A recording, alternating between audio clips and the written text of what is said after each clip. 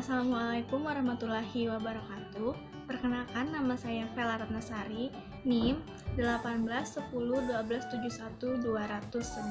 Nah, di sini saya ingin berbagi informasi terkait tentang bedah jurnal yang sudah saya kerjakan. Jadi, di sini jurnal saya ditulis oleh Giulio E. Lincioni dan kawan-kawan dengan tahun terbit 18 Januari 2012. Judul jurnal yang saya kerjakan yaitu Special Text Messaging Communication System for Person with Multiple Disabilities. Nah, volume jurnalnya 15, kemudian nomor jurnalnya nomor 1 dengan halaman 31 sampai 38. Dibedah oleh saya sendiri, Vela Ratnasari, pada hari Selasa 28 April 2020. Yang pertama, kita akan membahas temuan pada masalah jurnal.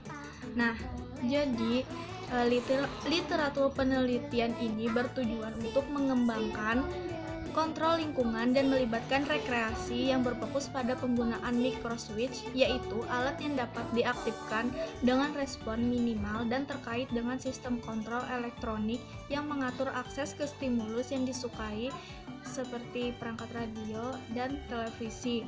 Kemudian, literatur penelitian ini juga bertujuan untuk mengembangkan peluang komunikasi dengan jarak jauh yang berfokus pada penggunaan sistem telepon dan pesan teks secara khusus. Nah, dari jurnal tadi didapatkan hasil dua panel, gambar satu merangkum data Jackie. Nah, kotak hitam dan lingkaran kosong pada panel mewakili frekuensi pesan yang ditulis dan dikirim secara independen dan frekuensi atau jumlah kata yang terkandung dalam pesan tersebut.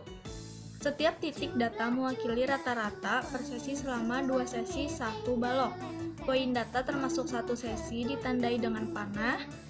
Segitiga hitam pada panel bawah mewakili frekuensi atau rata-rata dari pesan masuk yang didengarkan Jackie secara independen atas balok yang sama.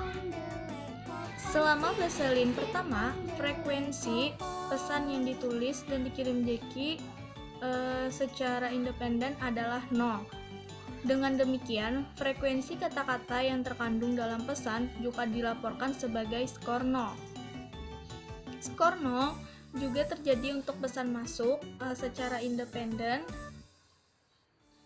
pada panel gambar 1. Selama interpelasi B, frekuensi rata-rata yang ditulis dan dikirim secara independen sedikit di atas 4 per sesi. Frekuensi rata-rata yang terkandung dalam pesan itu tidak termasuk nama dan salam peserta, kemudian ditambahkan secara otomatis melebihi 4 jumlah rata-rata kumulatif. Waktu yang dihabiskan untuk menulis adalah lebih dari 21 menit setiap sesi. Nah, frekuensi rata-rata pesan yang didengarkan secara independen adalah antara 2 dan 3 per sesi durasi. Waktu rata-rata per sesi adalah 28 menit.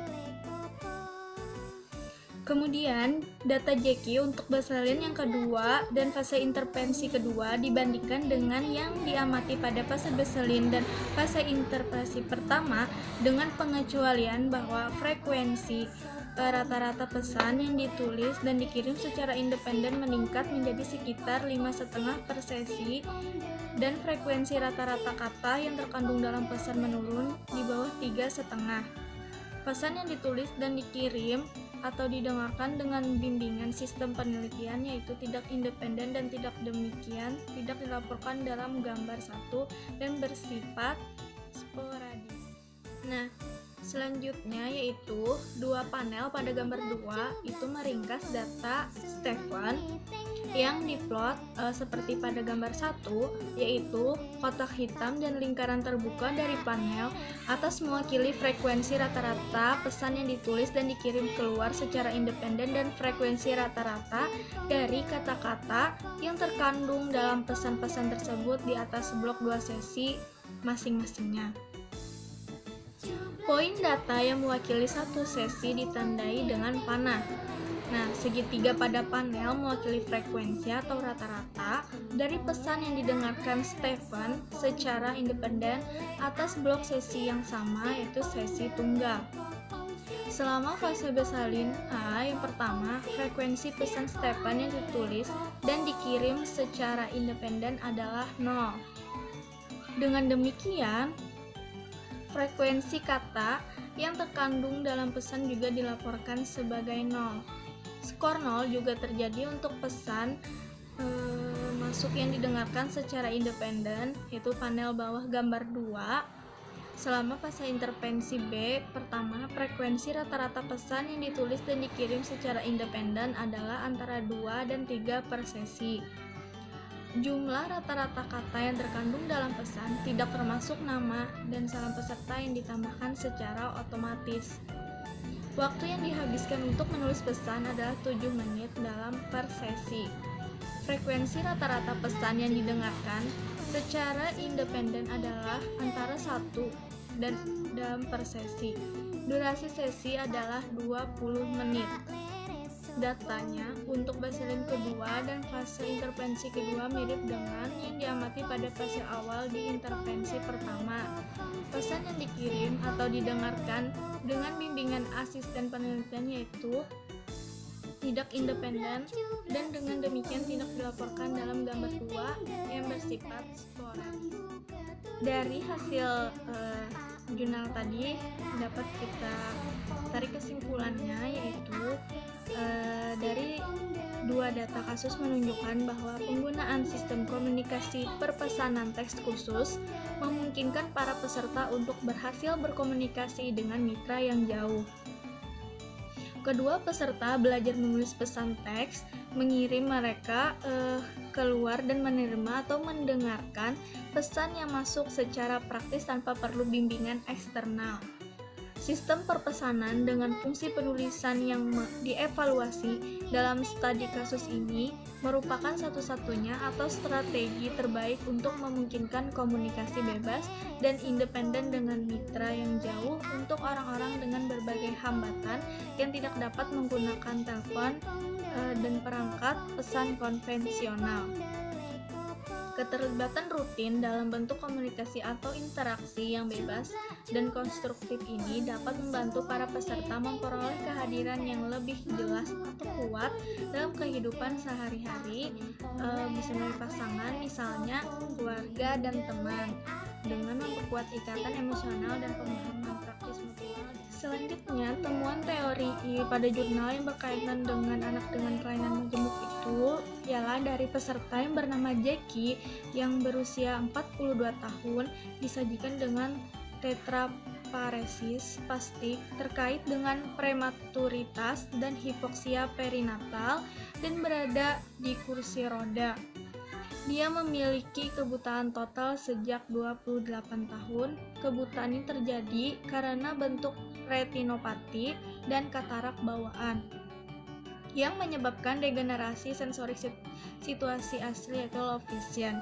Evaluasi psikologis berdasarkan keterampilan verbal, Jackie menunjukkan bahwa fungsi intelektualnya berada dalam kisaran tipikal, namun kinerja adaptif dan praktisnya, yaitu swadaya dan keterampilan sehari-hari sangat minim karena kerusakan motoriknya yang luas.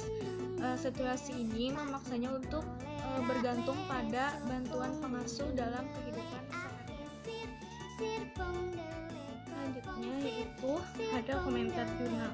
Nah, dari segi penulisan, untuk kelebihannya memaparkan secara jelas dari abstrak, pendahuluan, metode, hasil, dan referensi, kemudian menyertakan referensi dan banyak mendapatkan sumber referensi. Kemudian dari segi kekurangannya, tata letak penulisan kurang rapi, ada beberapa kata yang sulit dimengerti dan tidak ada penjelasan, dan kutipan menggunakan nomor sehingga sulit untuk mencari di referensi. Kemudian dari segi materi, kelebihannya isi abstrak dan pendahuluan sudah baik sehingga dapat menyerap materi secara perlahan dengan baik. Kemudian kekurangannya, pengutip menggunakan nomor sehingga sulit untuk mencari di referensi.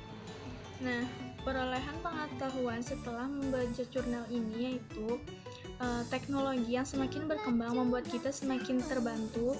Berbagai teknologi seperti televisi dan radio yang bisa menjadi sumber suara untuk teman dengan hambatan penglihatan. Kemudian, Tak kalah dari itu, penggunaan telepon yang sudah dimodifikasi sesuai dengan kebutuhan, berkomunikasi dengan cara mengirim dan menerima pesan, misalnya orang yang memiliki penglihatan fungsional dan tidak mampu dalam menggunakan layar sentuh, seseorang dapat menggunakan perangkat pemindai surat otomatis dengan sensor yang berfungsi untuk memilih huruf yang diperlukan untuk menulis kata atau pesan.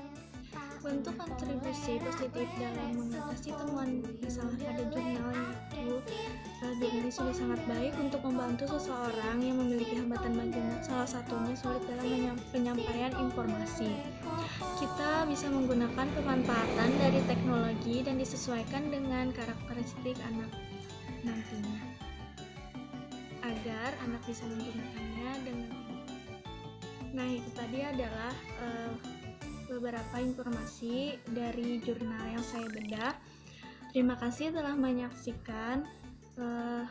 Salah hilaf mohon maaf. Assalamualaikum warahmatullahi wabarakatuh.